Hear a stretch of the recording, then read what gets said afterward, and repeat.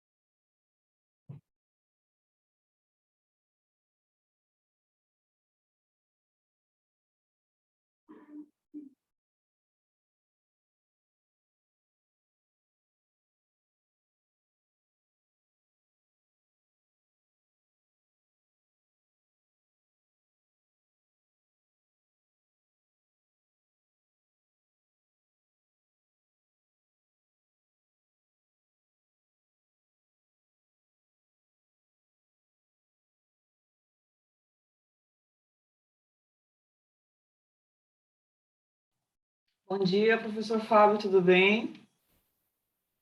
Bom dia, professora Girlane. Tudo bem?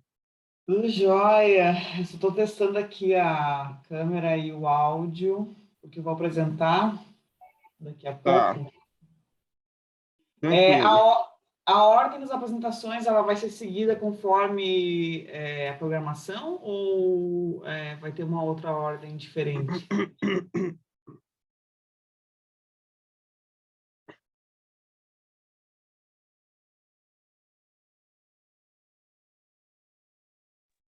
Bom, a ordem que se apresenta aqui, logo na hora que a gente acessa a sala, ela vem a governança urbana na economia compartilhada, a aprendizagem dos pregoeiros à luz do Kno Practice, a geração de valor. Tem outro. Então, o meu é o primeiro trabalho. O seu é o primeiro? Uhum. Ah, ótimo. O seu é a governança urbana, é isso?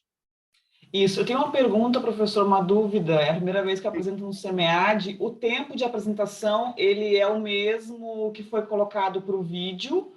Ou a gente vai ter mais tempo? Como é que vai ser essa questão do tempo? Olha, a dinâmica funciona da seguinte forma. A gente coloca o vídeo ele tem 8 minutos. Então, após esses 8 minutos, a gente tem 8 minutos de discussão sobre o seu trabalho.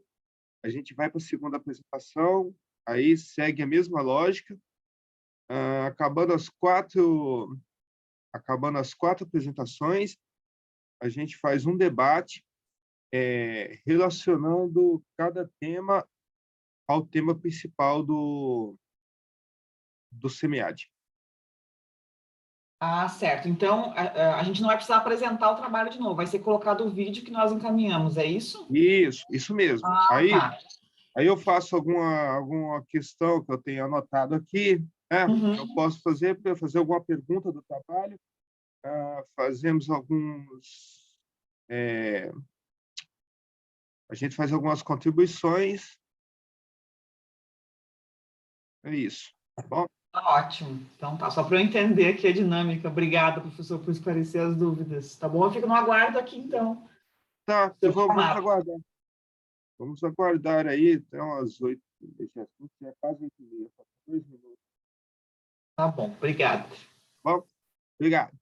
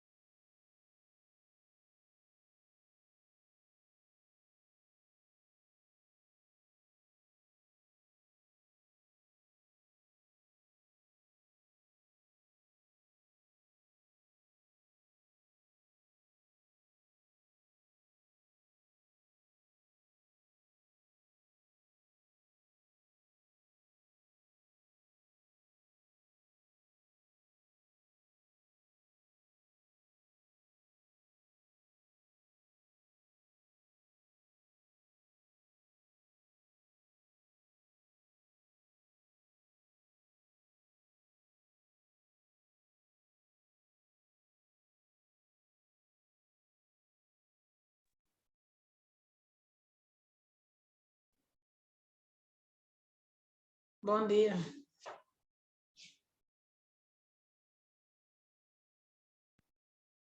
Bom dia, tudo bem?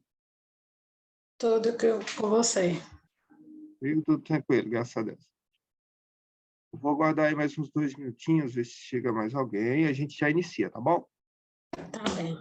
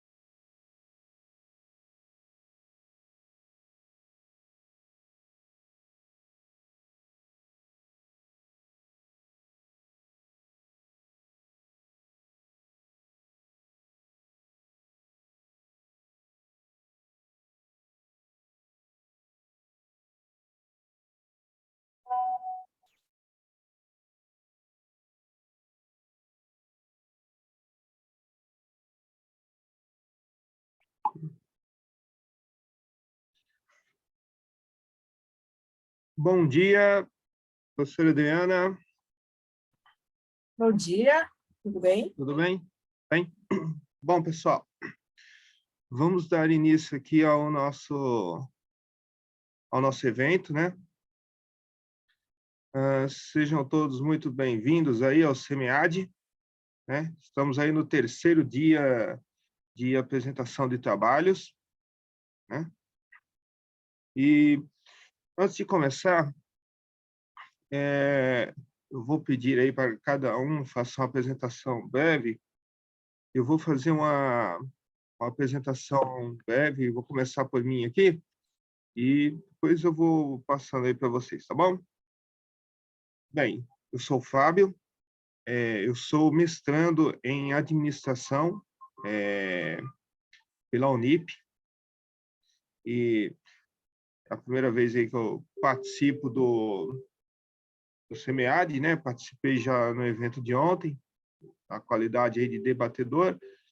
Aí ontem e hoje eu vou estar participando aí como moderador e debatedor, e vamos aí trocando experiências. Bom, então acho que na sequência da tela aqui, pelo menos que eu visualizo, acho que sou eu a próxima. Então, meu nome é Girlane, eu sou doutoranda da Universidade Federal de Santa Catarina, do Programa de Engenharia e Gestão do Conhecimento, e falo de Florianópolis, né? E sou professora do Instituto Federal de Santa Catarina.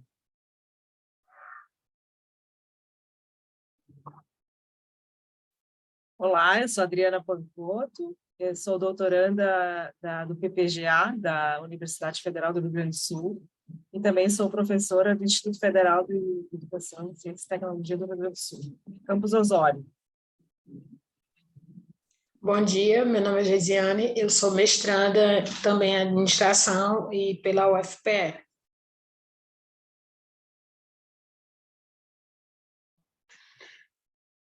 Bom dia, professora Edna. Bom dia, Tudo bem? tudo bem? Começamos aqui o nosso evento aqui. Vou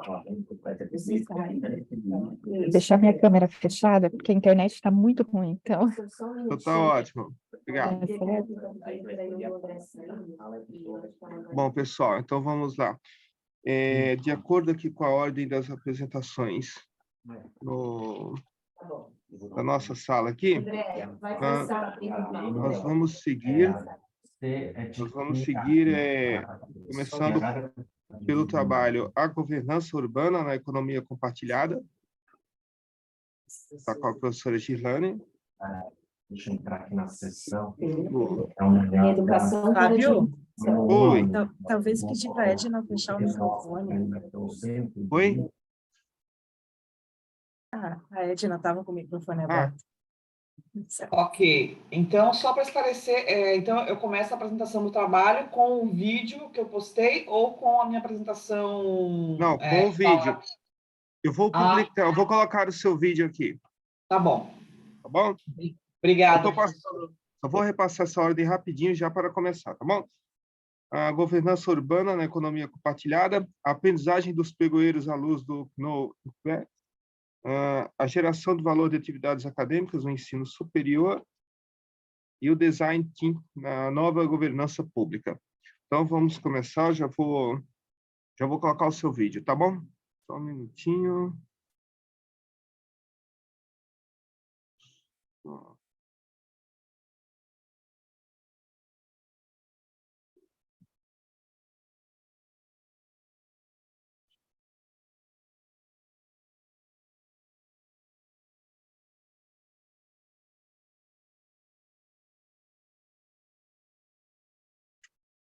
Vamos lá.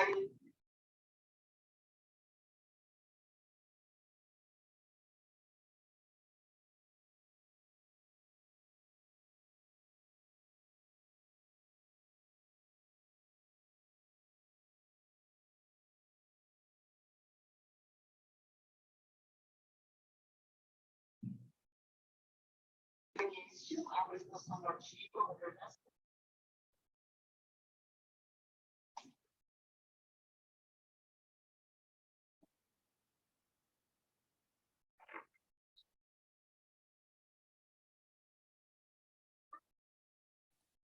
Professor, eu acho que o áudio não está saindo. Não sei se é só para mim aqui. Não, o áudio não está saindo, não. Tu compartilhou o áudio, Fábio? Só um minuto. Acho que eu vou ter que voltar, né? Só um minuto. Tirar de novo.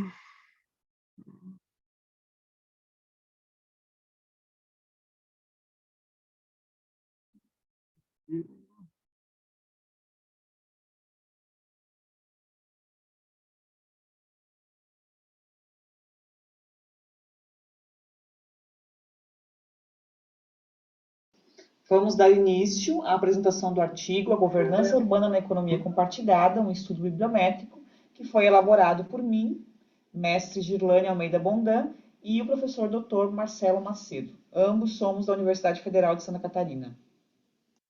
Então, para introduzir o tema, nós trouxemos algumas questões referentes à crescente urbanização, ao uso dos recursos naturais no que diz respeito ao consumo, desperdício, esgotamento destes recursos, e também a questão de que a ONU, quando ela elabora os Objetivos do Desenvolvimento Sustentável, ela traz como premissa que as cidades precisam ser mais inclusivas, mais seguras, mais resilientes e mais sustentáveis. Dito isso, nós temos o avanço da economia compartilhada versus as questões de governança nas cidades. Porque à medida que a economia compartilhada ganhou espaço, especialmente nos seus cases mais famosos, como o Airbnb e a Uber, a governança nas cidades se torna um meio crucial para permitir que a economia compartilhada cumpra com o papel de otimizar os recursos para que o mundo seja mais justo e sustentável. Mas nem sempre os governos assumem o papel de incentivadores ou parceiros da economia compartilhada. Tanto que, a depender das ações desencadeadas ou não pelos governos, estes podem ser vistos como motores principais, como facilitadores ou como pés no freio. Então, a partir disso, nós traçamos com o objetivo o mapeamento e a descrição da evolução do campo de estudo sobre a governança na economia compartilhada, a partir de uma análise bibliométrica realizada na base de dados Web of Science. O método utilizado neste estudo foi a análise bibliométrica, que por sua vez possui duas técnicas: a análise de desempenho, que é uma análise mais quantitativa, e o mapeamento científico, que é uma análise mais qualitativa. A base de dados utilizada foi o Web of Science, que recuperou 150 artigos inicialmente, e depois de aplicados os critérios de exclusão, chegamos a 80 artigos elegíveis para análise.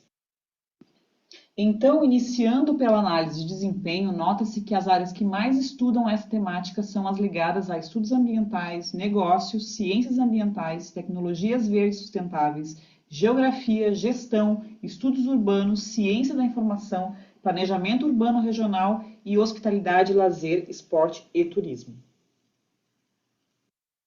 Com relação ao marco teórico, é importante observar que as publicações iniciaram a partir do ano de 2016. A partir desse período, houve uma crescente gradativa das publicações, onde em 2020 se atingiu o pico de publicações sobre este tema.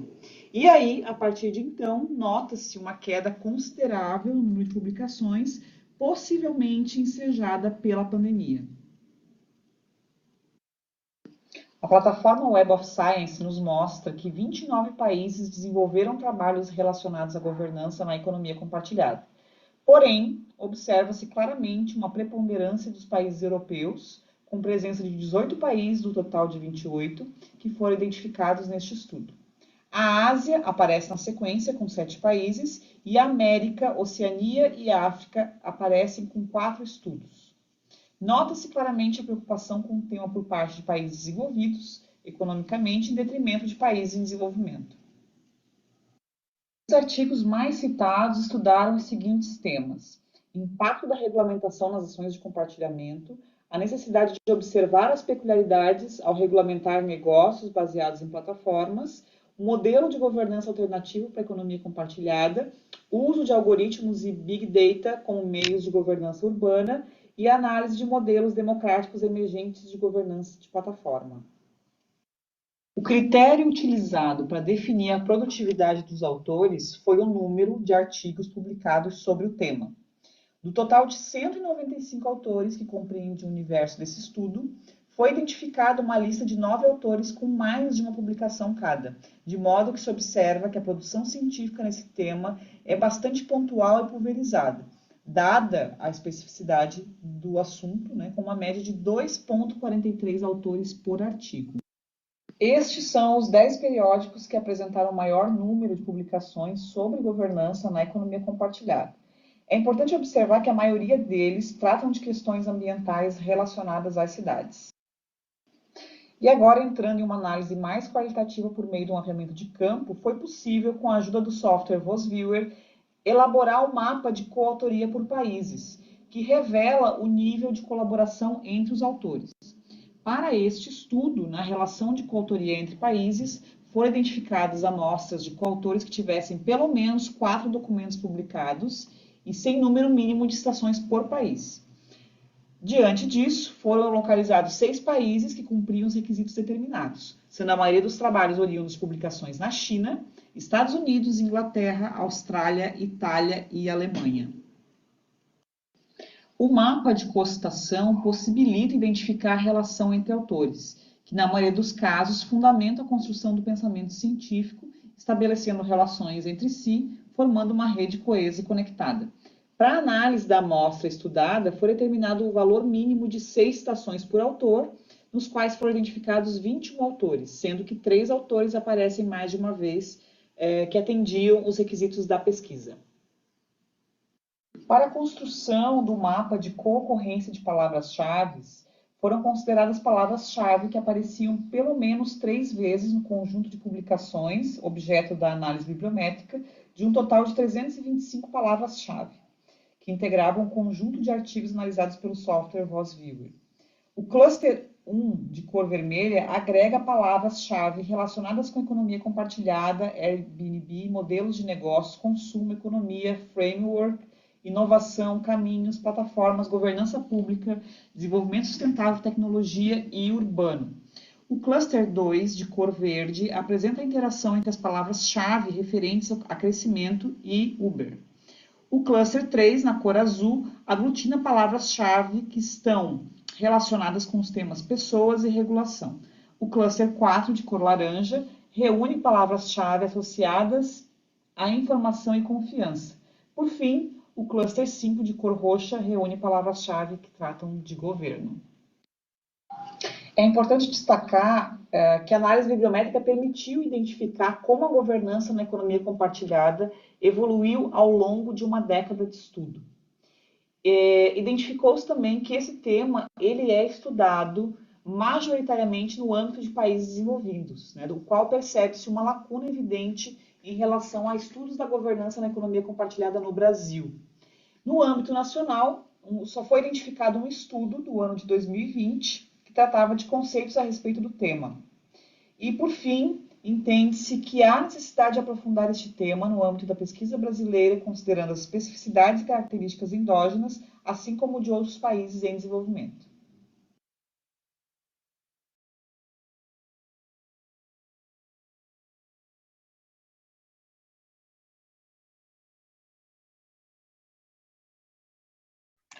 Professora Girlane, parabéns aí pelo seu trabalho. Muito bom. Professora Patrícia, bom dia.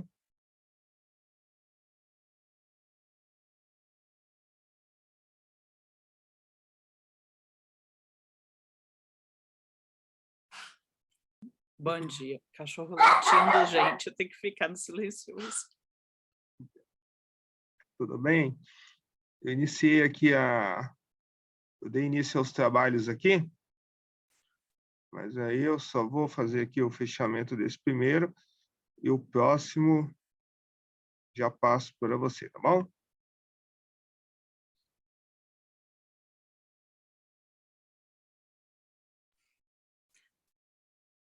Pois é, Fábio, a minha apresentação acho que é um pouquinho mais tarde, né?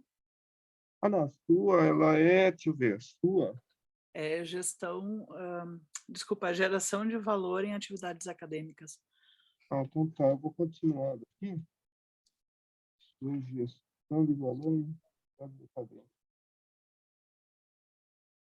1, 2...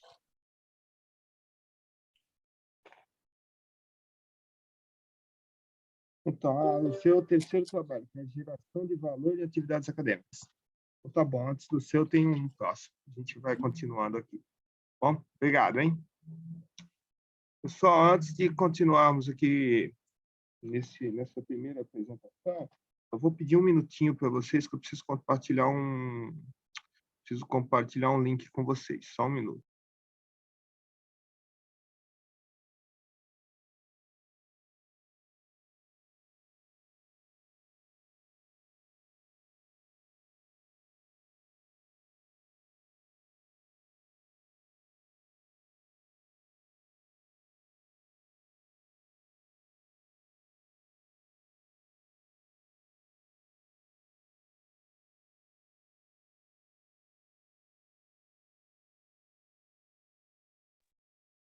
Pessoal, compartilhem um link de avaliação, por favor, ao final da sessão, para vocês avaliarem esse evento. Bom, dando continuidade aqui, professora Girlane, parabéns pelo seu trabalho. Trabalho aí, um tema muito relevante, né? Tema muito importante aí para as cidades. Seria muito bom se a gente conseguisse ampliar isso dentro das comunidades, né? Por conta disso, até me trouxe uma pergunta aqui, no desenvolvimento do trabalho. Quais os principais gaps no estudo da governança na economia compartilhada foram encontrados durante a realização do estudo? Então, foi bem desafiador fazer esse trabalho inicial, né? Vocês percebem que é um trabalho assim de base a respeito da união desses dois construtos, né? Que é a governança e a economia compartilhada. Então, assim, primeiro, a dificuldade inicial, assim, que se percebeu, né, com relação a justamente encontrar os trabalhos relacionados ao tema, mas que tinham aderência com os objetivos, né, do artigo. E percebe-se ainda como um gap desses dois construtos, né, como você perguntou, professor Fábio, que existe ainda uma deficiência muito grande, de uma forma geral, né? Claro que eu não concluí os estudos ainda, mas as minhas buscas aqui, eu tenho identificado que a governança ela é um desafio para a economia compartilhada, né? Primeiro, porque existe, de um lado, as empresas, né, que não possuem uma regulamentação para trabalhar nessa área, então as pessoas, às vezes, as empresas acabam distorcendo o conceito da economia compartilhada, né, que por definição visa o compartilhamento, né, as atividades relacionadas a conceder acesso a ativos que não são utilizados ou subutilizados, né. Então, com todo um contexto ambiental bastante forte, né, por conta de que nós temos aí um cenário de esgotamento de recursos, né, o planeta numa situação cada vez mais complicada, né, em todos os sentidos, a gente percebe que o consumo ele continua ainda muito desenfreado e que o planeta já não comporta mais esse volume, né, de consumo da população.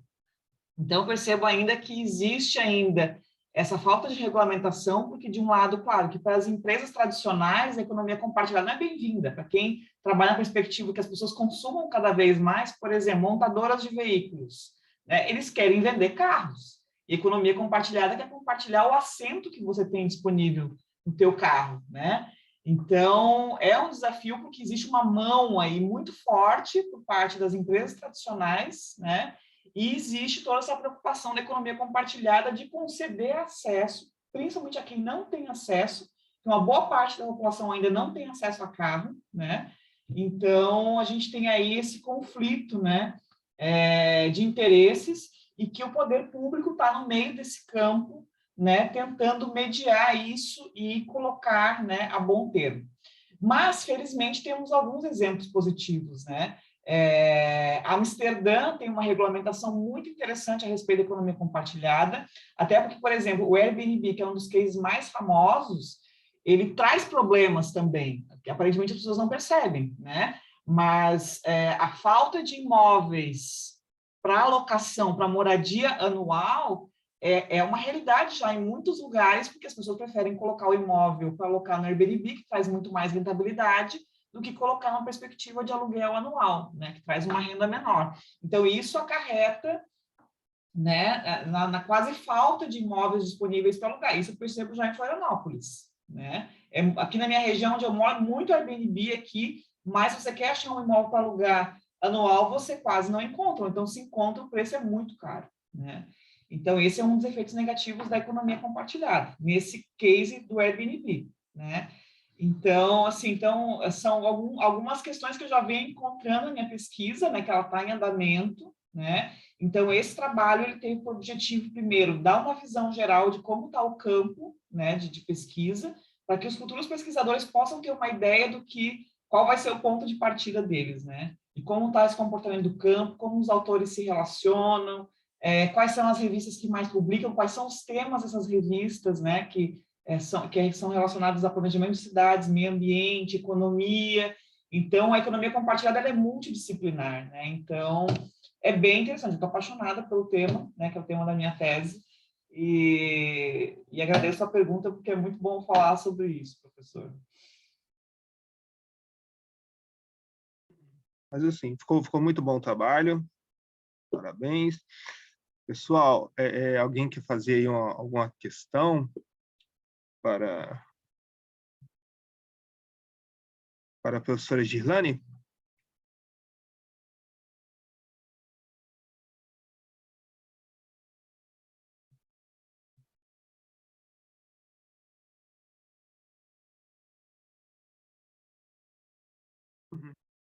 Não? Bom, então, professora Vi, mais uma vez, parabéns. Mais à frente aí, daqui a pouco a gente vai fazer um debate rápido aí, a gente fala mais um pouco. Bom, vamos dando continuidade aqui. Nosso próximo trabalho a aprendizagem dos pregoeiros à luz do PET. Sim, é? E a professora Adriana? Isso. Professora Adriana, só um minuto que eu vou preparar a sua apresentação. Legal.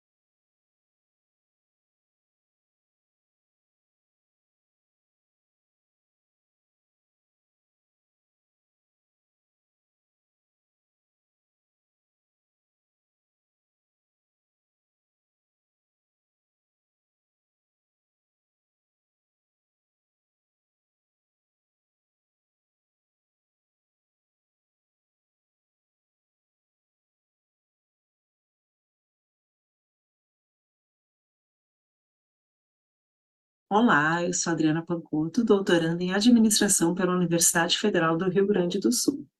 O estudo que irei apresentar é um recorte da minha dissertação de mestrado, também realizada na URGS.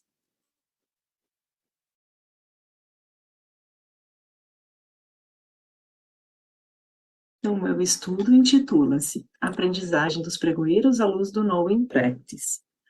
Os pregoeiros são os agentes públicos designados a conduzirem as licitações da modalidade pregão, que é uma forma de aquisição de bens e serviços comuns à administração pública. Então, mesmo sendo uma atividade estratégica, complexa, dinâmica e de risco, até então inexiste uma carreira específica de pregoeiro e uma remuneração condizente com a complexidade e o risco da função. Também não existe uma formação planejada que desenvolva os saberes e as competências requisitadas no seu cotidiano de trabalho. Então, assim, dar visibilidade aos saberes e aos conhecimentos desenvolvidos pelo pregoeiro em prática, mediante as contingências do cotidiano, torna-se relevante e uma tentativa de contribuir para o planejamento de ações de desenvolvimento e melhoria das suas condições de trabalho. Então, nesse sentido, esse estudo tem por objetivo principal identificar e compreender o processo de aprendizagem dos pregoeiros no seu cotidiano de trabalho, no contexto dos institutos federais pesquisados, à luz da noção dos estudos baseados em prática e do Knowing Practice. Então, os estudos baseados em prática surgiram com o advento da sociedade do conhecimento e prometem, para os estudos organizacionais, ligar o estudo das práticas de trabalho ao estudo do organizar. Citamos como referências Corradi, Monteiro e Nicolini, Antonello e Azevedo e Gerhard Strati. Então, no campo da prática, o conhecimento é considerado um saber dinâmico, knowing, desenvolvido durante o processo, de forma contínua, de modo social, e na interação entre humanos e não humanos. Então, é um saber na ação, denominado por Gerhard como Knowing Practice. Então, adotar essa noção é olhar para as práticas e para os elementos tácitos do cotidiano do pregoeiro como possibilidades de desenvolvimento de competências no setor público, até então um pouco abordadas.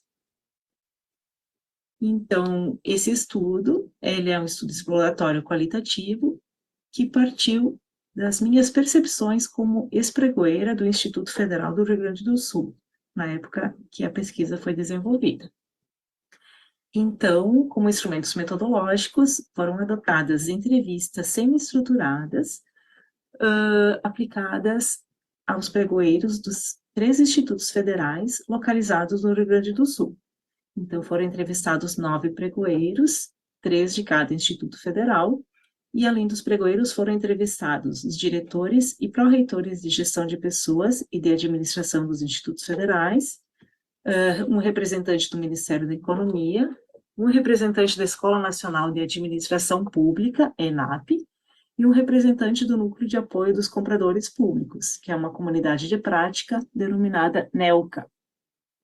Na sequência, foi realizada pesquisa documental, complementar e pesquisa bibliográfica para análise dos resultados. Então, como principais resultados? Em relação ao ingresso, habilitação e formação inicial dos pregoeiros, constatou-se que todos ingressaram via concurso público, no entanto, com diferentes cargos e diferentes níveis, e por isso existem diferentes níveis salariais para o desempenho da mesma função de pregoeiro. Então, a habilitação para pregoeiro se dá mediante a formação ou realização do curso de formação de pregoeiros, geralmente fornecido pelas escolas de governo, no caso aqui é a ENAP, em torno de 20 horas, e o desenvolvimento dos seus saberes no cotidiano, de forma inicial, é auxiliado por colegas mais experientes e chefias do setor, para o desenvolvimento das suas atividades rotineiras e para tomadas de decisão. Então, os pregoeiros entrevistados falaram que todos os processos de licitação proporcionam situações significativas de aprendizagem, dada a sua complexidade, singularidade, e que eles procuram buscar o suporte com colegas, chefias imediatas e de outras instâncias, junto à Procuradoria Jurídica, fazendo pesquisas na internet e em ferramentas de consultas jurídicas, para melhor tomada de decisão e resolução dos problemas cotidianos. Os pregoeiros entrevistados reconhecem que o conhecimento ajuda a mitigar o risco da atividade. Como fatores que dificultam e facilitam a sua aprendizagem no cotidiano, foram citados a falta de tempo, a falta de suporte e o excesso de informações, legislações, normas, interpretações, como fatores que dificultam, e como fatores facilitadores, o conhecimento e experiência prévia, tanto de legislações como de rotinas do setor, a disponibilidade de recursos de tecnologia de informação e a interação na comunidade de praticantes NELCA, dentre outros elementos. Como considerações finais, constatamos que a aprendizagem dos pregoeiros ocorre de modo significativo no cotidiano de trabalho e em processo, ratificando assim a perspectiva do Knowing Practice, de Gerhard e Strati. Então, os conhecimentos informais e tácitos dos pregoeiros, eles são desenvolvidos e compartilhados por meio das interações sociais, entre os servidores experientes e novatos, com os servidores de outras instituições, e também facilitadas pela estrutura de rede e multicampos dos institutos federais, com suporte de elementos não humanos, fóruns e comunidades de praticantes. Então, são elementos intermediários apontados por Gerhard e Strati. Então, espera-se, com esse estudo, poder problematizar e sensibilizar a sociedade, os gestores públicos e seus representantes políticos, para o provimento de melhores condições de trabalho dos pregoeiros, sua valorização e reconhecimento, bem como para a melhoria do gasto público e para o desenvolvimento nacional sustentável, que são objetivos almejados pelas licitações públicas. Temos aqui as principais referências. Muito obrigada.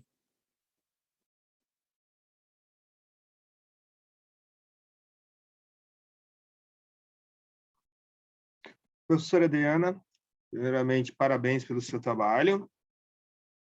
É um trabalho muito interessante. Até tenho um pouco mais, até uma certa liberdade em poder avançar um pouco, porque eu também sou um pregoeiro, né?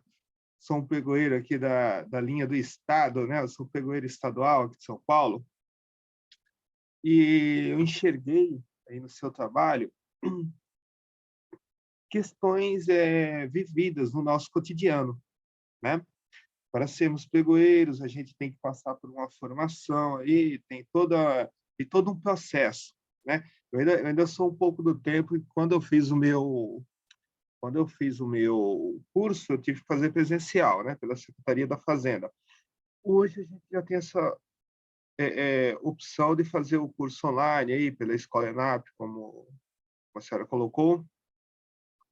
E o meu trabalho de dissertação ele vai vir um pouco em cima, não diretamente do pregoeiro, mas ligado ao trabalho do pregoeiro, porque tem a ver com comunicação entre as áreas. Bem,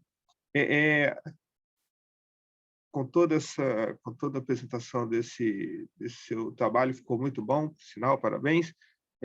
Eu tenho uma questão aqui.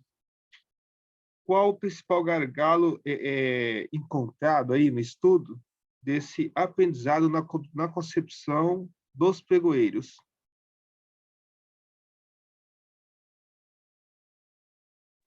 Sim. O principal gargalo, de acordo com a fala, né, decorrente das entrevistas dos pregoeiros, é ainda a ausência de um suporte jurídico presente para tomadas de decisões mais seguras no seu cotidiano do trabalho. Essa relação entre as áreas demandantes, que é o caso, deve ser o caso do seu trabalho, né? Essa comunicação entre áreas demandantes, áreas contratantes e também com os decisores, né? Ou os ordenadores de despesa, né? Também é uma questão primordial para o sucesso da licitação. Mas o principal gargalo identificado é essa ausência de suporte jurídico mais presente e mais durante o processo, e não somente depois que o processo está pronto, vai ser, né, a Procuradoria Jurídica dar o seu parecer, né, para a continuidade da licitação. Não, Perdão. perfeito. Perfeito. Essa sua fala aí, ela representa a resposta de grande maioria dos pregoeiros que recebessem esse questionamento. E até seria a minha resposta também. Eu já fiz o questionamento já esperando uma resposta dessa, porque independente de possuirmos culturas diferentes entre um estado ou outro, mas a problemática ela acaba sendo a mesma, né? Os gargalos, os gaps, eles continuam sendo os mesmos. Mas é isso, foi um trabalho aí bem elaborado, bem estruturado. Parabéns, eu acho que conseguiu contemplar aí as principais dificuldades encontradas hoje no serviço público, naquilo que tange a aquisição de materiais, e com isso também demonstra toda a responsabilidade de um pregoeiro. Muito bom. Bom, pessoal. Obrigada. Obrigada, pessoal, colegas, pela... Alguém tem algum questionamento aí para a professora Adriana?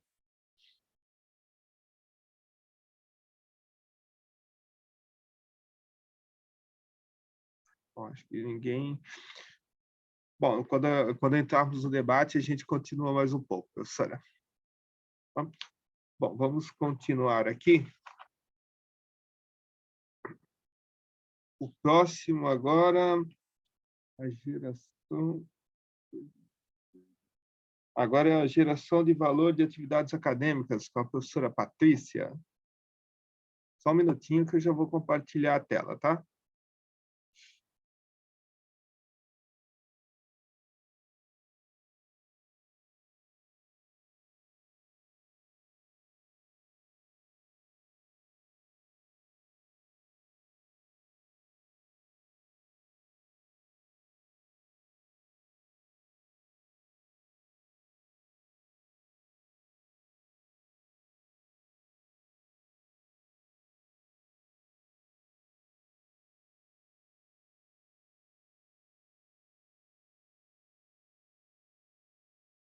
Olá, meu nome é Patrícia Froner, sou acadêmica do mestrado profissional em Gestão de Organizações Públicas do Programa de Pós-Graduação da Universidade Federal de Santa Maria, e hoje vou apresentar o trabalho intitulado Geração de Valor de Atividades Acadêmicas no Ensino Superior Público, uma análise segundo o pensamento Lean.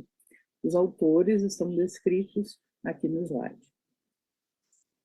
O trabalho é baseado na geração de valor, conceito fundamental do pensamento Lean. O pensamento Lean é oriundo do sistema Toyota de produção e amplamente difundido em ambientes fabris.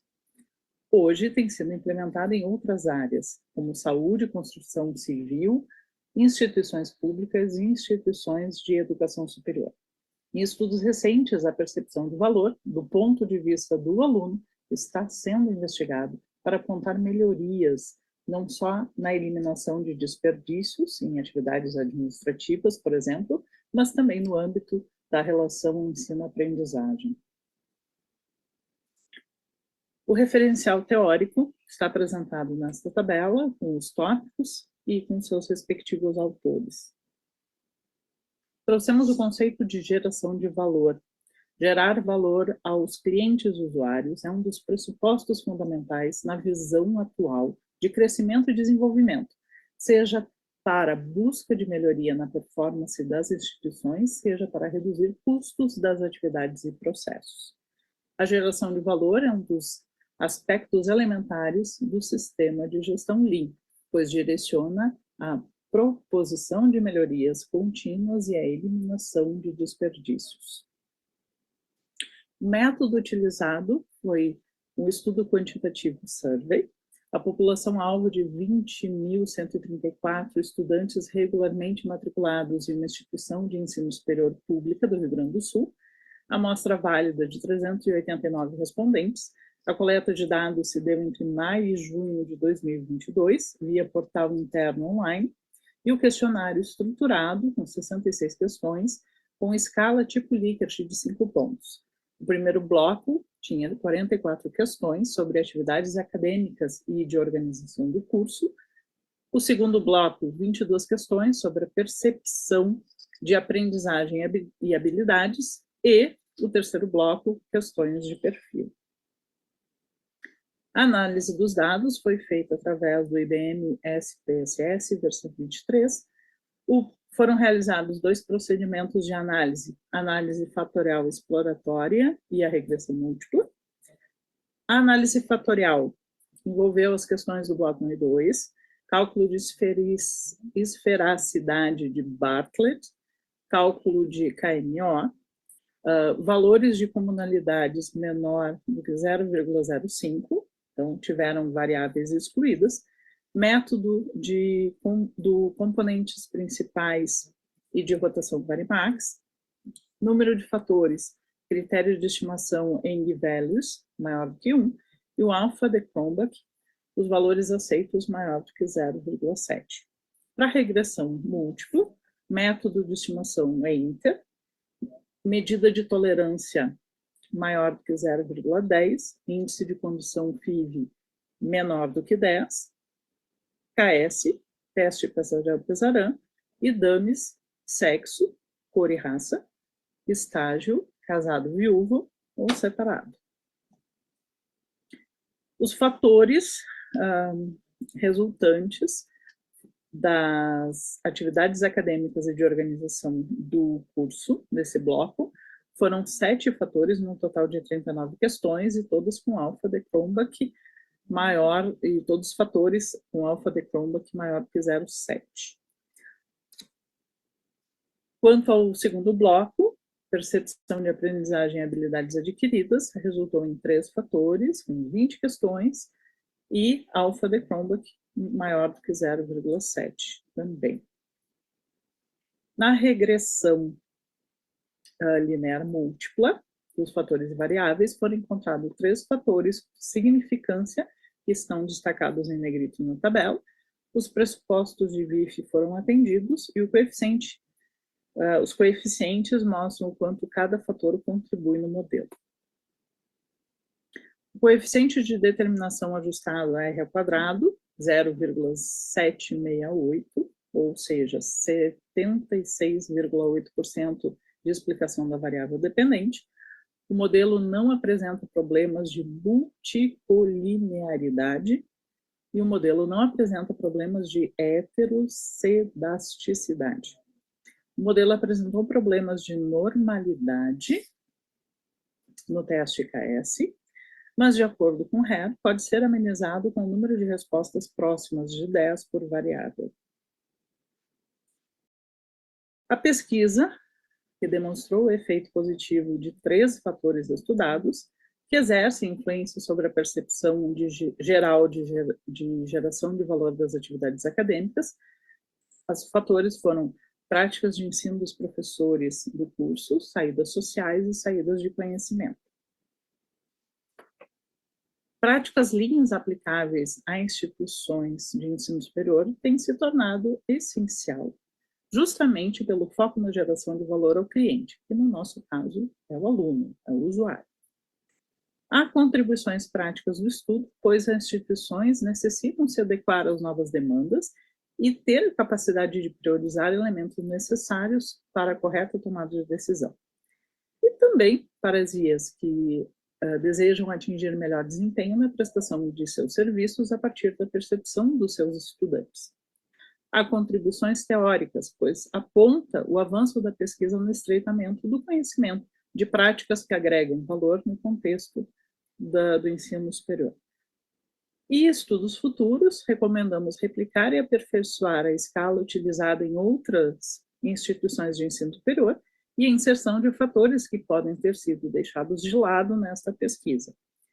Também investigar o efeito modelador de instituições de ensino superior privadas e públicas, dando as características intrínsecas de cada uma delas. Essas são as referências usadas nesta apresentação. Muito obrigada a todos e a todas. Gente, sofri para gravar esse negócio, né? Professora Patrícia, muito bom o seu trabalho. Parabéns. Obrigada. É... Vai ser defendido com unhas e dentes agora no início de dezembro. É um trabalho bem complexo. Até me surgiu aqui uma questão, uma questão aqui. Houve alguma disciplina que apresentou percentuais superiores ou inferiores quanto à geração de valor de acordo com as áreas de ensino de cada uma delas? Nós fizemos um estudo baseado em habilidades gerais, né? Em habilidades em percepção de valor, na verdade. É o quanto o aluno percebe, o quanto ele aprende, o quanto ele se desenvolve, o quanto ele... o quanto serviços prestados pela universidade fazem com que ele não perca tempo, né, que são os princípios Lean, né, de eliminar desperdícios, tudo. Então, por exemplo, um dos pontos fundamentais ali, um dos pontos que se destacou muito na pesquisa foi, por exemplo, o atendimento na secretaria. É um atendimento preciso. O aluno vai lá, ele sai de lá com a solução. Ele não precisa ir para outro lugar, ele não... Então, vamos supor, tem autosserviços onde o aluno não precisa entrar em contato com a secretaria para pegar um atestado de matrícula, para pegar o histórico dele, tá, o pré-histórico, vamos dizer assim, o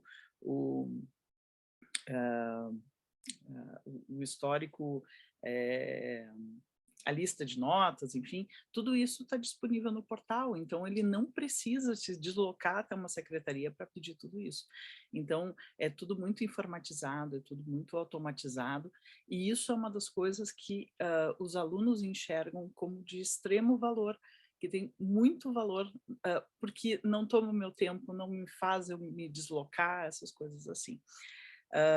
Teve outras atividades também que, no fim, como eu vou dizer, eles não usaram, então, para eles, talvez não tenha sido uma coisa importante durante a jornada acadêmica. Por exemplo, eles não usaram serviços médicos que tem disponível na universidade. Então, assim também como percebeu-se que atividades, até deixa eu recuperar aqui, vamos supor, de repente tem alguma atividade que é feita fora da sala de aula que eles dizem assim, puxa, isso aqui não é tão interessante, não agregou tanto, né? Vamos supor assim, uma feira de empregos, né? Isso aí, de repente, não teve muito... Não trouxe muito retorno para eles, mas uma viagem técnica para conhecer uma outra empresa, para conhecer, isso é uma coisa que agregou que desenvolveu habilidades, conhecimentos ou atitudes que eles precisam para desenvolver a vida profissional e pessoal. Então, o âmbito da pesquisa foi essa, né? Nós estamos num momento em que tanta gente fala que não precisa de faculdade, né? Nós estamos nesse momento, que as pessoas dizem assim, para que faculdade? Né? Se eu posso ver vídeos, e claro, nós podemos, isso é uma habilidade que foi estudada, a nossa capacidade de aprender e nos desenvolver, mas é importante, tem toda uma jornada que você percorre durante a graduação e tem toda uma... tem todas as coisas que você vai se desenvolvendo, como apresentar um seminário, você aprende a se preparar, a falar em público, enfim.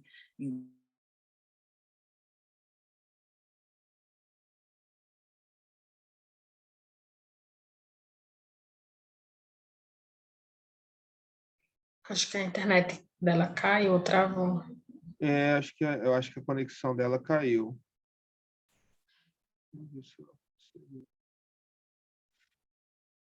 Bom,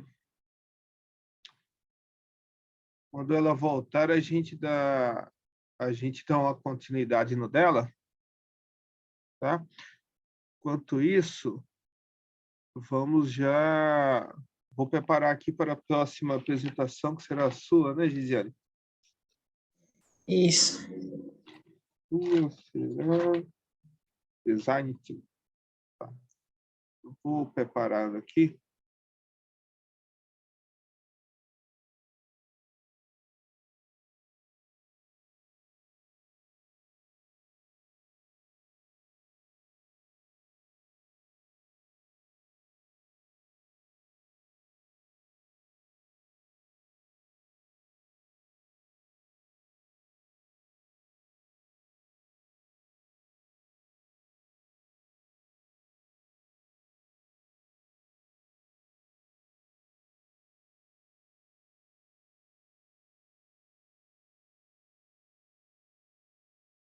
Olá a todos, meu nome é Geisiane Antonita do Nascimento, sou uma das autoras do artigo Design Thinking na Nova Governança Pública, a proposição de um protocolo para a promoção de práticas de cocriação, trabalho este realizado em conjunto com a professora Carla Regina Paza Gomes e o professor Leonardo Castilho da UFPE. Introduzindo a temática, observamos que o aumento dos problemas perversos que afetam drasticamente a sociedade vem exercendo cada vez mais pressão sobre a gestão pública, que mostra-se incapaz de resolvê-los de forma isolada devido à sua complexidade. Nesse contexto, surge a nova governança pública, que tem como foco a construção de relações interorganizacionais, assim formando rede de stakeholders com base na relação de confiança, colaboração e engajamento, na qual os envolvidos eles devem ser atuantes no processo de cocriação de serviços públicos e devem participar em todas as suas etapas, desde a identificação desses problemas até mesmo a implementação de práticas e ações que visam soluções satisfatórias às demandas da sociedade. A aplicação da abordagem Design Thinking na gestão pública, ela visa dar resposta aos cenários de volatilidade, incerteza, complexidade e ambiguidade do ambiente público, pois apresenta capacidade para sustentar a mudança, uma vez que traz a validação e legitimidade ao processo de tomada de decisão. Diante do potencial do Design Thinking e da cocriação na promoção de métodos colaborativos que oferecem como resultados, uma nova maneira, novas formas de gerar ideias, de pensar soluções, de gerar valor e inovação no setor público, o presente artigo ele propõe um protocolo para a promoção dos processos de cocriação na nova governança pública, que se propõe a auxiliar gestores de qualquer ente federativo e de qualquer esfera a fazer o uso do protocolo para promover o design thinking e a cocriação em prol da nova governança pública. Falando um pouquinho sobre o método adotado para a construção do artigo, foram realizadas pesquisas nos periódicos Scopus e Web of Science, utilizando-se strings de buscas com filtros por título do artigo, resumo e palavras, no mês de maio de 2022. A partir disso, foram reunidos o total de 177 trabalhos na base da Web of Science e 111 trabalhos na base da Scopus. Após a exclusão dos artigos duplicados e disponíveis, resultou no total de 128 artigos que foram lidos, e desses apenas 5 artigos eles discutiram, traziam uma discussão de forma integrada sobre os temas nova governança pública, design thinking e cocriação. Para a análise dos artigos foram utilizadas algumas questões norteadoras. Esses resultados de apenas 5 artigos que tratam sobre os temas de forma integrada, eles evidenciam justamente uma carência de artigos sobre os temas, escritos por pesquisadores brasileiros ou relatando, ou que tragam relatos sobre casos e iniciativas no contexto nacional, o que apresenta uma oportunidade de ampliação de debate e pode ser um caminho para a produção, para novas produções acadêmicas. Falando um pouquinho agora sobre o referencial teórico e trazendo alguns achados, para a criação de valor público, o design thinking e a cocriação ele assumem um papel preponderante. Analisando os casos, evidenciou-se que a efetividade do processo de design thinking e da cocriação ele já é reconhecido. Entretanto, percebe-se a necessidade de dar luz e clareza sobre a utilização de tais estratégias no contexto da gestão pública. Dessa forma, o artigo ele propõe esse protocolo. Como a gente pode observar nessa figura, através de um processo interativo conhecido como método de diamante duplo, ele pode ser geralmente composto por 4 fases, e considerando-se que o processo de cocriação de serviços públicos, ele não é linear e que ele é de forma cíclica, e ele vai permitir sempre a retroalimentação, que é como a gente pode observar na figura. E dessa forma foi desenvolvido esse protocolo para a promoção do design thinking e as práticas de cocriação. A gente pode perceber que nessa primeira fase, também chamada de descoberta do problema, ela vai estar ligada no setor público, principalmente à agenda política e aos mecanismos de indução e ao controle social. E no contexto da nova governança pública, o design thinking ele fornece ferramentas que facilitam o processo de descoberta de um problema de forma colaborativa por parte de representantes de cada uma dessas instâncias. Aqui é essencial a participação de diversos stakeholders. Algumas ferramentas que podem ser utilizadas nessa fase são as entrevistas, os questionários, a utilização de grupos focais, onde vão ocorrer a observação e a interpretação desses problemas. Na segunda fase, também chamada de definição do problema, consiste justamente em um processo de convergência e é essencial a colaboração de diversas partes interessadas, demandando a participação de todos os membros da equipe na tomada de decisão. Alguma das estratégias utilizadas aqui é a árvore de problema, a jornada do usuário, a construção de personas. Após essa etapa, nós temos a fase de desenvolvimento, que ela começa geralmente com a geração de alternativas. Também é essencial nessa fase a participação de diversos stakeholders. Algumas estratégias nessa fase de desenvolvimento é o brainstorm, o método 635, o chapéu de pensamento, dentre outros. Passando essa fase, nós temos justamente a fase de implementação. Na fase de implementação vai ocorrer a validação da alternativa escolhida junto aos afetados e aos interessados no problema. Assim, ocorre a prototipação, o teste de usuário, que vai gerar a validação e, assim, encontrar a solução final para essa demanda. Outro ponto que eu não frisei anteriormente, mas no início da jornada de cocriação é onde vai ocorrer a definição de metas, a articulação, a busca, a formação dessas equipes, a definição dos espaços e plataformas de comunicação, para então percorrer todas essas fases em busca de soluções satisfatórias às demandas da sociedade. E, por fim, temos a conclusão. Concluímos que a utilização do Design Thinking na gestão pública brasileira ainda precisa ser discutida, pois ainda há uma gama de desafios e barreiras a serem superadas para que as ferramentas de cocriação sejam efetivadas.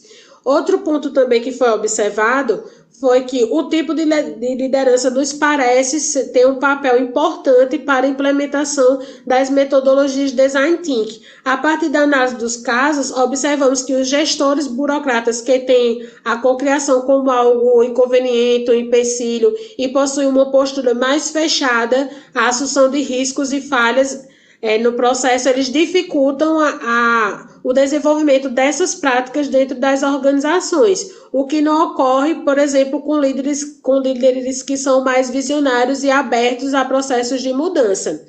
Falando sobre as contribuições, acreditamos que o artigo contribui para ampliar as discussões e por também oferecer instrumentos aos gestores públicos para implementação do Design Thinking para a cocriação de serviços públicos. Aqui são algumas referências e obrigada. Espero que o nosso trabalho tenha despertado a curiosidade pelo tema.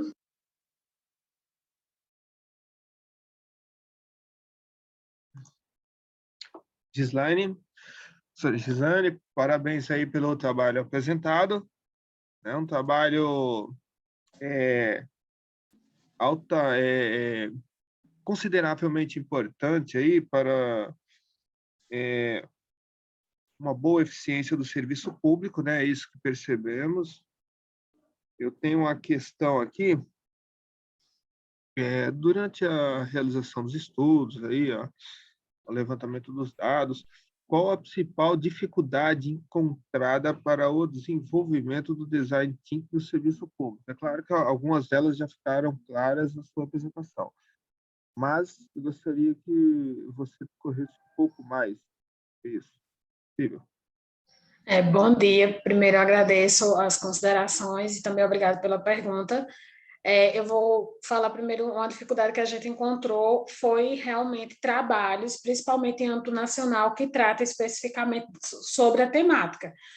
Quando a gente vem pesquisar, por exemplo, laboratórios de inovação, como o Genova, a gente percebe que já existe essa utilização da ferramenta de Design Thinking para cocriação, buscando a melhoria de serviços públicos, a eficiência, melhor eficiência e eficácia.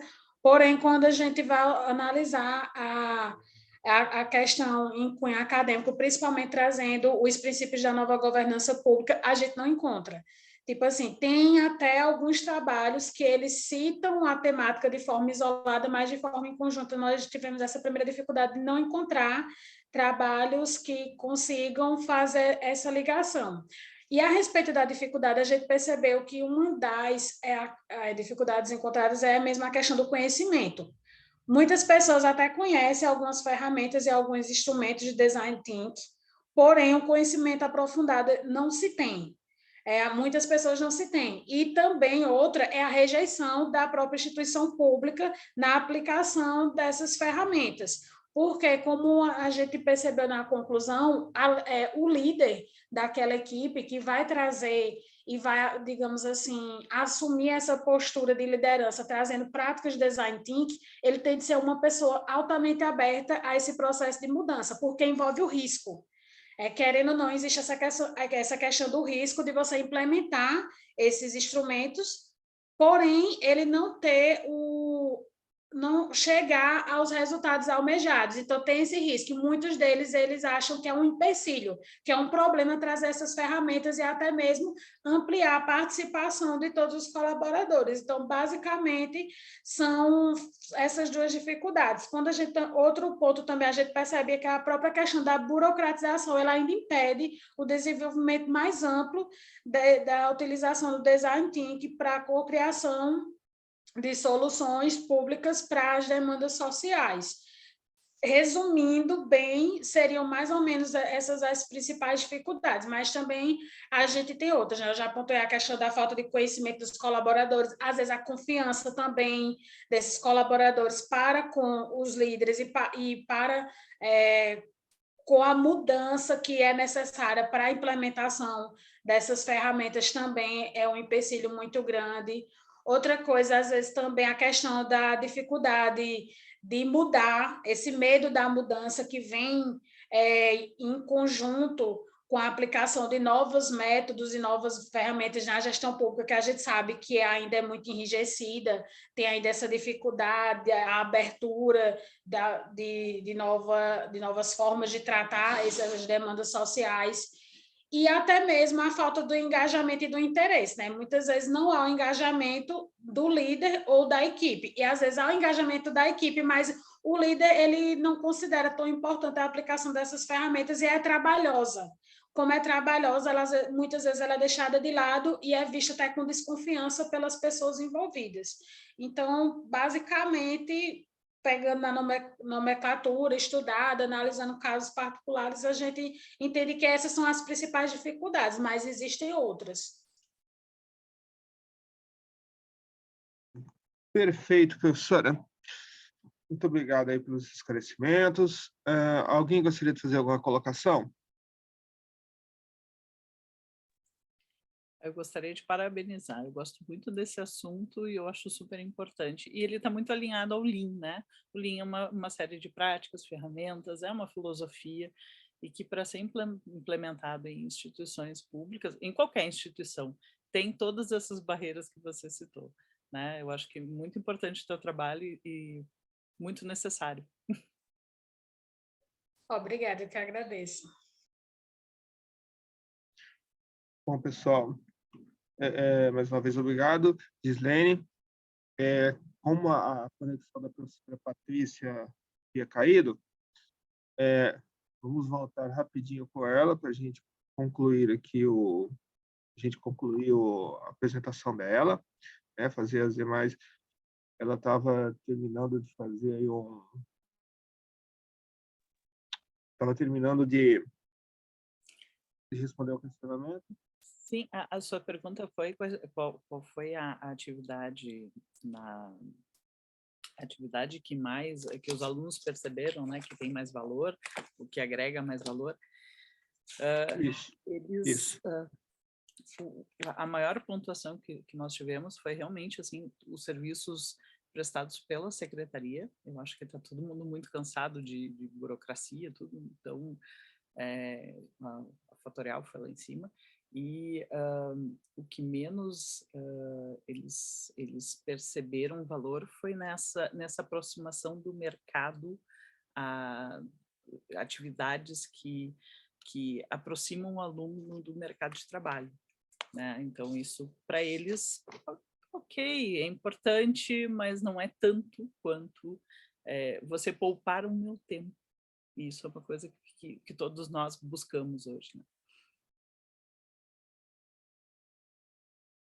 Muito obrigado, professora Patrícia. Alguém quer falar alguma coisa, um questionamento em relação ao trabalho da professora Patrícia?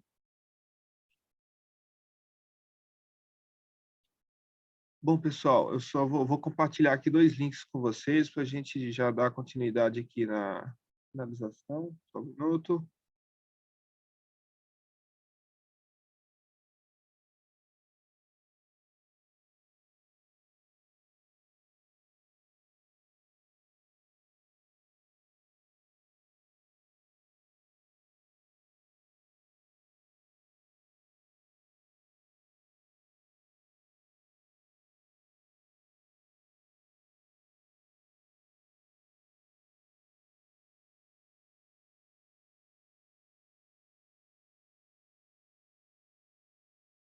Bom, pessoal, compartilhei 2 links aí com vocês.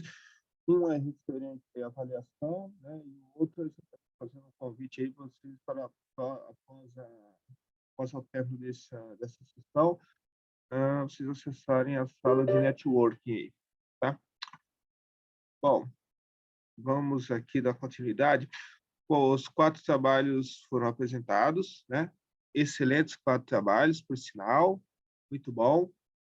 Para mim é um prazer estar aqui, debatendo com vocês sobre os trabalhos e os temas aí muito bem escolhidos, né?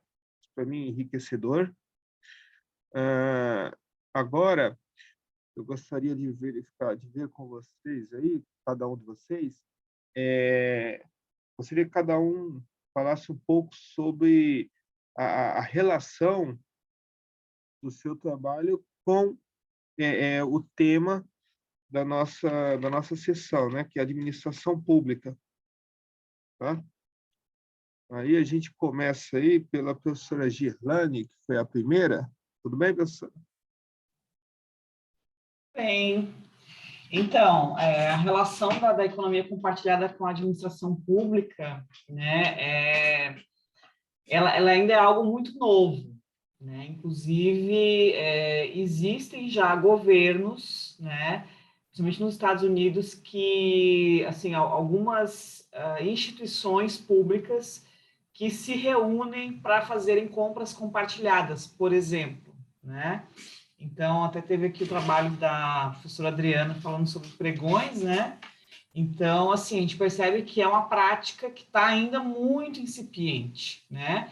Mas vocês imaginem, né? Vamos pegar as instituições federais, vamos pegar o Instituto Federal, que é um órgão federal, como exemplo.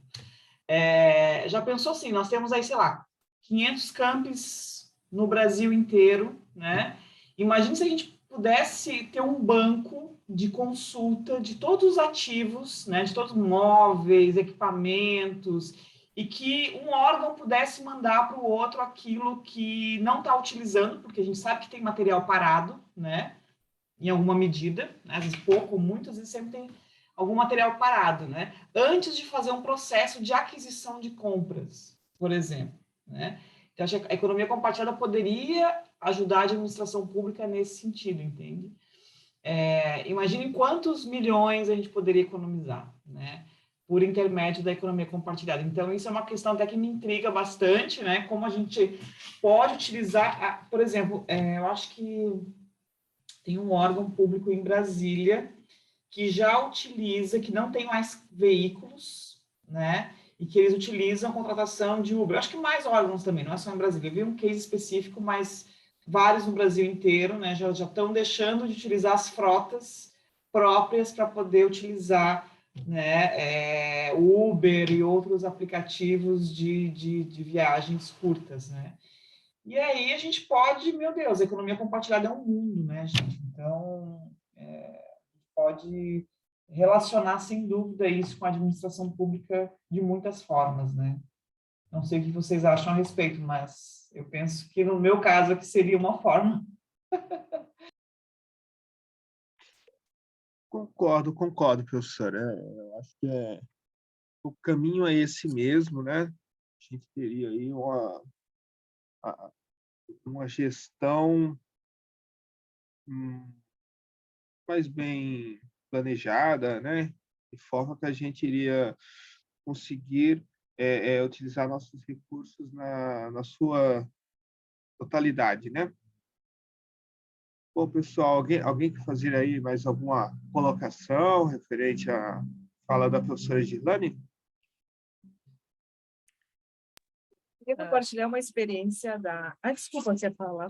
Não, eu só ia dizer que é extremamente alinhado com o Lean, né? Por exemplo, essa experiência de você reduzir a sua frota ou até reduzir, né? Eliminar nunca vai ser feito, mas é uma coisa que você consegue reduzir estoque, reduzir custo, reduzir uma série de coisas que está muito alinhado a esse propósito Lean de não ter estoque nas empresas, né, de reduzir o máximo possível, e eu acho muito importante. Eu acho que todos os trabalhos estão muito alinhados, né? Parabéns, eu gostei muito do trabalho.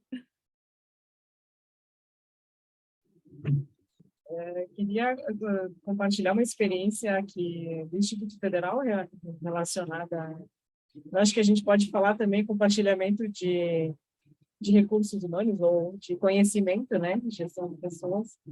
No início da formação da rede, nós tínhamos tínhamos poucos profissionais com conhecimento suficiente para realizar essas compras públicas. Nós compartilhávamos os pregoeiros também, né, compartilhávamos o conhecimento e enfim, os profissionais, né.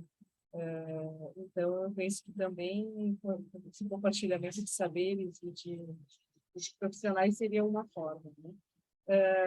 Tu fala que teu trabalho sobre a questão das cidades, né? Tu trabalha com essa questão da urbanidade e tal. Tem uma questão relacionada à mobilidade urbana, em Porto Alegre, e recentemente eles emitiram um edital para ampliar o número de bicicletas compartilhadas também. Então, a Prefeitura Municipal optou pela concessão desse espaço para empresas que compartilham as bicicletas, né, para poder disponibilizar para as pessoas, então, uma forma de mobilidade ativa, compartilhada, sempre que a pessoa precise ter a sua própria bicicleta. Bem interessante. Parabéns pelo trabalho. Maravilhoso esse exemplo, né? Inclusive, eu acho que esse modelo de abrir pregão para as empresas que trabalham com compartilhamento de bicicletas, eu acho que é um modelo utilizado na Suécia, se eu não me engano. Gente, é muito legal isso, né? Imagina um tipo de transporte que é sustentável, né? Que não polui, que ajuda a resolver a questão do trânsito, né? Então, que esse é um grande problema das cidades grandes. Porto Alegre é uma cidade grande, né? A gente percebe que toda cidade grande tem problemas de trânsito, Florianópolis principalmente, né? Proporcionalmente mais do que São Paulo até, né? Então, é um grande desafio investir em mobilidade que não polui, né? E que ajuda as pessoas a se deslocarem, né? E também fazer uma atividade física, né? Saúde, eu acho que isso reduz fila de posto de saúde também, né? À medida que as pessoas se exercitam. Então, assim, a contribuição ela é muito grande, né? Sem dúvida. Perfeito. Muito bom, parabéns aí. Agora, o segundo trabalho apresentado foi o da professora Adriana, né? Referente à aprendizagem aí dos pregoeiros à luz do Knowing Practicing. Qual seria a relação aí com a administração pública, professora? Então, conforme eu apresentei no trabalho, né, os pregoeiros são os profissionais ou os servidores públicos responsáveis pelas compras públicas, né? Então, o Estado brasileiro, ele tem um grande poder de compra. E em 2014 foi feita uma pesquisa que as compras públicas correspondiam a 1% do PIB nacional. Então, a quantidade de recurso envolvido, né, recurso público, que é proveniente de pagamento de impostos, enfim, geração de outras receitas por meio do Estado, né, mas a grande parte são as compras públicas. E relacionado à formação dos pregoeiros ou desenvolvimento de competências, saberes, né, está relacionado diretamente à qualidade desta aquisição pública. Então, penso que se nós investirmos em qualificação profissional e essa qualificação mais voltada para valorização desses saberes que são desenvolvidos no seu cotidiano de trabalho, na valorização desses grupos, que é uma forma de gestão mais aberta, mais democrática, né, do que uma gestão de conhecimento mais tradicional, focada apenas em cursos de formação específica, um depósito de conhecimentos, né? Então, acho que ela está relacionada diretamente a esse é um novo modelo de ver a gestão pública. Eu acho que esse é o fio condutor de todos os trabalhos, né? Acho que um dos pontos comuns a todos os trabalhos.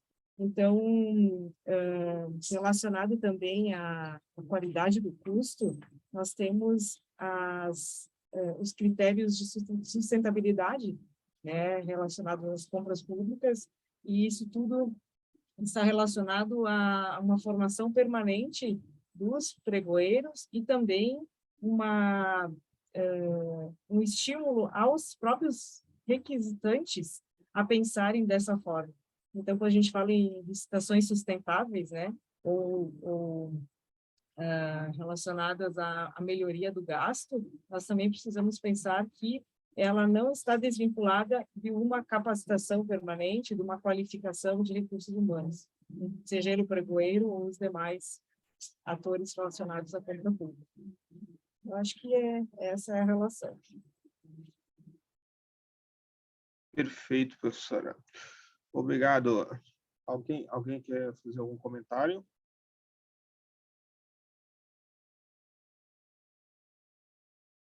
Mas eu acredito que o caminho seja esse mesmo, viu, professora?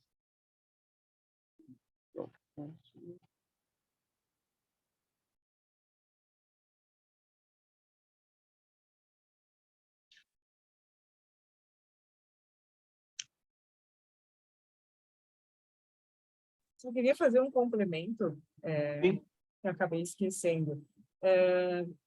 Essa função de pregoeiro é uma função que ela tem uma grande rotatividade dentro dos setores públicos. E, assim, as pessoas que não conseguem desenvolver essas habilidades para ter uma segurança para a tomada de decisão, por exemplo, elas optam em sair do setor.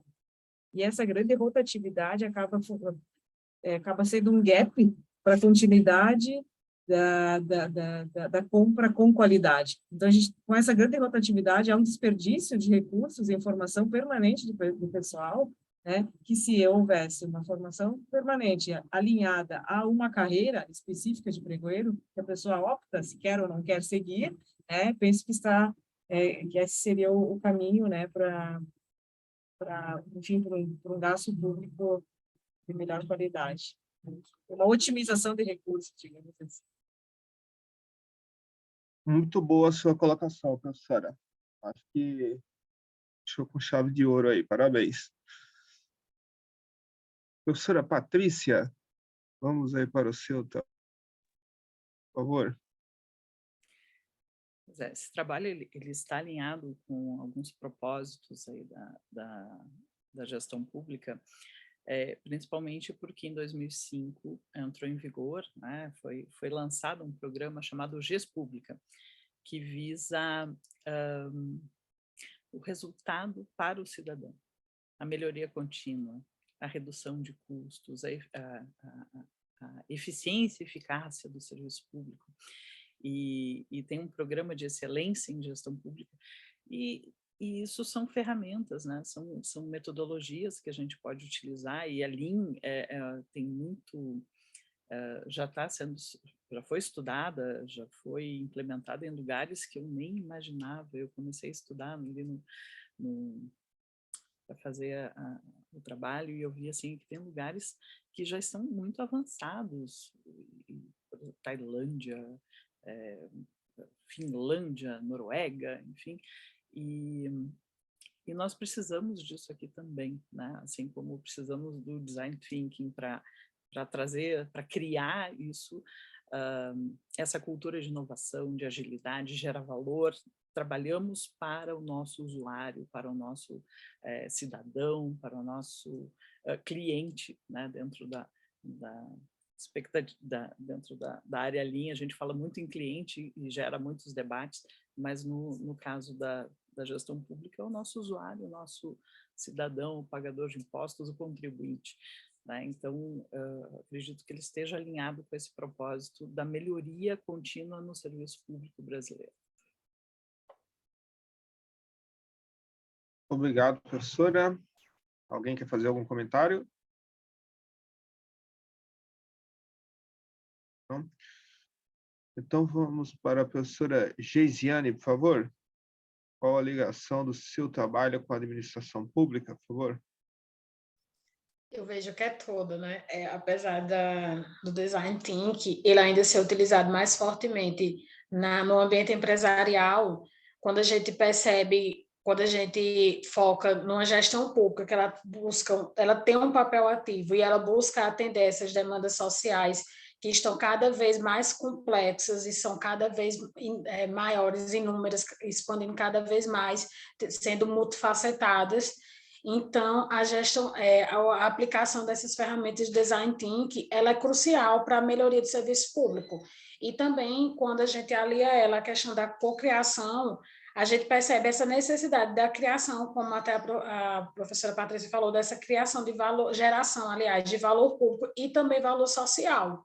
Porque quando a gestão pública ela está para o quê? Para servir esse usuário, para atender essas demandas desses usuários. E o Design Thinking é uma forma de auxiliar o atendimento dessas demandas. E outro ponto também que a gente pode perceber é que o ambiente público, a administração pública, seria um ambiente de muita incerteza, é um ambiente incerto, tem muita volatilidade, ele é complexo, ele é ambíguo, e são necessárias metodologias eficazes para o atendimento às diversas demandas sociais. Por isso que, quando a gente pensa no Design Thinking aliado aos princípios da nova governança pública, que busca essa participação dos beneficiários, né, dos cidadãos, como também das pessoas que estão envolvidas em todo o processo, desde a identificação dos problemas até mesmo a implementação e avaliação das ações voltadas ao atendimento dessas demandas.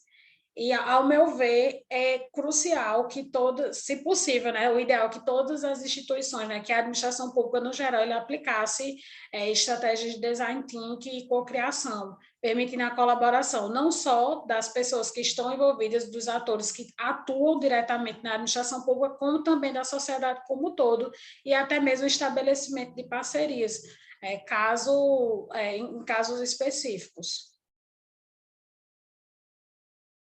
Perfeito, professora Gisiane, obrigado aí pelo comentário. Alguém quer fazer alguma colocação?